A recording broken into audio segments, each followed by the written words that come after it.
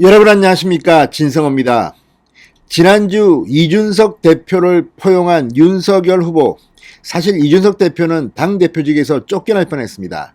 의원총회장에서 윤석열 후보가 밤늦게 나타나 극적으로 갈등이 봉합됐습니다. 김종인은 결국 쫓겨났습니다.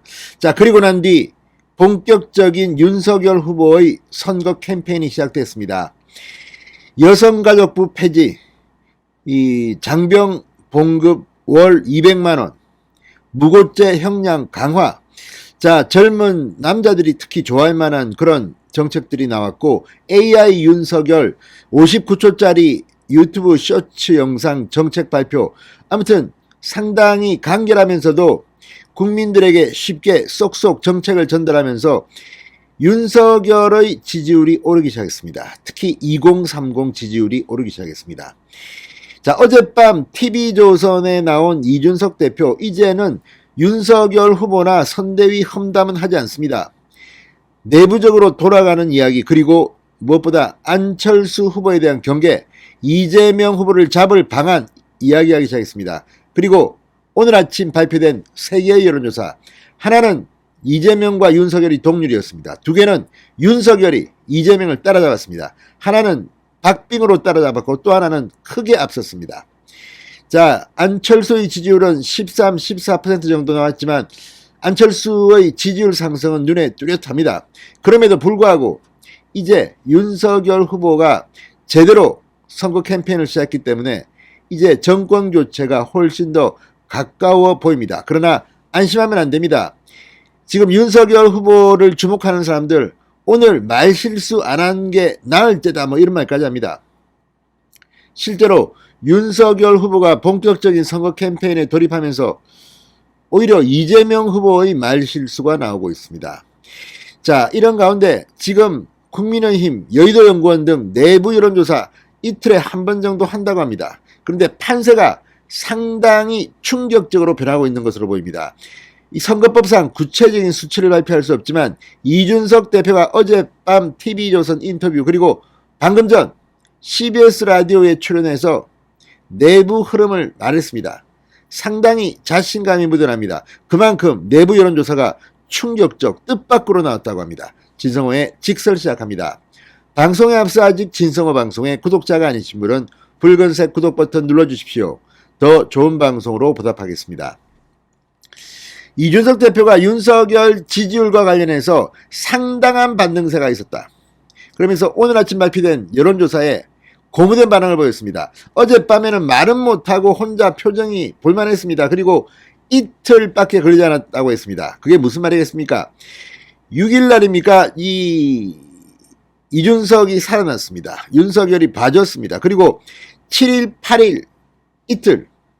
그리고 여론조사는 확실히 2030에서는 거의 2배가량 나온 것으로 보입니다. 자, 이준석 대표 방금 전 CBS 라디오 김현정의 뉴스쇼에 출연해서 뉴스에 보시면 뉴스핌에서 코리아 정보 리서치에 의뢰했던 조사의 세부 디테일을 들여다보면 2030에서 거의 2배 가까운 상승이 있었다고 강조했습니다. 이제 실질적으로 주말 사이 8일날 토요일날 하루간 조사한 것이기 때문에 6일날 있었던 해프닝들이 8일날 온전하게 조사에 반영되었다. 그 이후에도 저희가 아까 언급했던 쇼츠 영상이라는 것들이 흥행을 하면서 아마 월요일자 조사, 어제 한 조사들이 나오는 시점을 보면 저것보다 더 강한 상승이 나타났을 것이다, 이렇게 본다, 이렇게 말했습니다.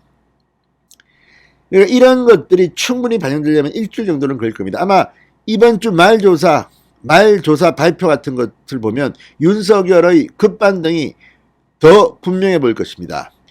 그러면서 뉴스토마토가 미디어토마토에 의뢰한 조사도 그렇고 저희 내부 조사도 그렇고 ARS 기반으로 한 조사에서는 강한 반등세가 지금 목격되고 있는 것 같아. 저희가 내부 조사는 이틀 간격으로 시행한다. 그런데 1월 6일날 시행한 조사에 비해서 1월 8일날 시행했던 조사 강한 반등세가 특히 젊은 세대를 중심으로 목격되었다는 것까지 말씀드리겠다고 말했습니다. 그러니까 선거법상 여의도연구원에서 한 조사를 구체적인 수치를 말할 수는 없습니다. 그러나 분명 급반등한 겁니다. 지금 이준석 입이 째진 것 같기도 합니다. 자, 이 모든 것은 윤석열 후보 중심으로 지금 선대 본부가 운영되기 때문입니다. 그리고 이제 뭐 내가 잘했다, 네가 잘났다, 윤석열을 뭐 내가 시키는 대로 이런 말 하면 안 됩니다. 모든 것은 윤석열 후보가 다 하는 겁니다. 그리고 뭐 내가 아이디어 냈다 이런 발언하는 자들은 쳐야 됩니다. 잘난 차는 인간들. 이제부터는 그냥 내부 이야기는 내부에서 하면 되는 겁니다. 원희룡 정책본부장 말처럼 이제 이건 후보가 결정하는 겁니다. 그 후보 중심으로 하면 되는 겁니다. 심지어 이준석도 요즘 한번 지옥 갔다 오더니 김종인 총괄위원장 복귀에 대해서도 그건 후보가 결정해야 된다고 말합니다. 자, 어쨌든 지금 이제 조금씩 윤석열 선대본부가 자리를 찾아가는 것 같습니다. 가장 좋은 증거는 민주당이 이제 이준석을 공격하기 시작했다는 겁니다. 이게 정상적인 겁니다.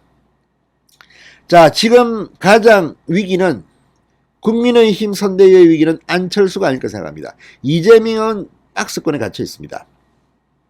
자, 안철수 후보와의 단일화에 대해서는 안철수 대표의 최근 지지율 상승을 보면 윤석열 후보를 원래 지지하던 저희 당을 지지하던 2030 지지층이 상당 부분 이전되어서 지지율이 올라온 걸 보인다. 그런데 우리 후보가 다시 스타일 전환이나 이런 걸 통해 2030의 강한 반등을 이뤄내고 있기 때문에 단일화의 효과는 큰 의미가 없다고 했습니다. 그러니까 지금 단일화 이런 조사를 해보면 민주당, 정의당, 열린민주당 지지자들이 전부 다 대거 안철수 지지를 하고 있습니다. 국민의힘은 압도적으로 윤석열 후보를 지지합니다. 그러니까 이 야성, 보수 성향의 유권자들은 안철수가 아니라 윤석열로 결집하는데 이 역선택이 지금 너무 심합니다. 여기에 현혹되면 안 되는 겁니다. 그리고 또 중요한 발언을 하나 했습니다. 이제 거강꾼들이 활약할 시간이다. 우리 당내에 소속된 거강꾼이라고 할지라도 오히려 안철수 후보의 지지율이 지금과 같이 한 10%대에서 유지되길 바랄 거다. 그래서 거강꾼들이 일자리가 생기기를 바랄 것이다. 당내 후보 단일화론자들에게 경고하기도 했습니다. 지금은 단일화를 말할 때는 아닙니다. 물론 언제 어느 시점에서 단일화가 불가피할 수도 있습니다. 그러나 지금은 지지율을 높이고 국민들한테 호소해야 되는 시점이지 지금부터 단일화 말이지 공동정부 뭐 안철수 총리 자 그리고 내가 한자리 하고 이런 욕심을 있는 사람들은 쳐내야 됩니다.